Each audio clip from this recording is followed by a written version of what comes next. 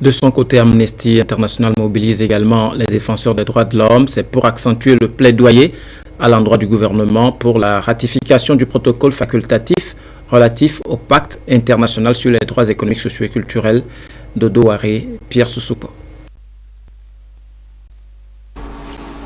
Les acteurs de la société civile togolaise s'engagent à mettre fin aux entraves à la jouissance des droits économiques, sociaux et culturels.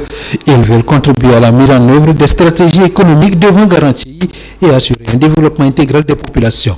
Les défenseurs des droits de l'homme se sont donc retrouvés pour réfléchir sur le protocole facultatif se rapportant au pacte international sur les droits économiques, sociaux et culturels adopté par les Nations Unies depuis 2008. Pacte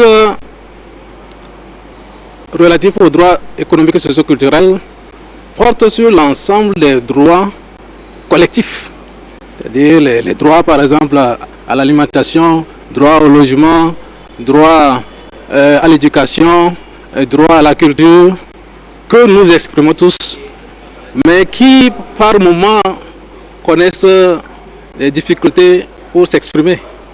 La coalition des organisations pour cette ratification-là, qui se retrouvent pour réfléchir, trouver une stratégie qui nous permettra d'aller vers les autorités pour accélérer le processus de ratification de ce protocole au Togo.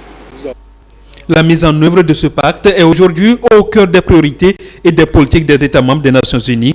Sa ratification sera donc une mesure décisive vers la réalisation d'une meilleure justice sociale et de la protection universelle des droits humains.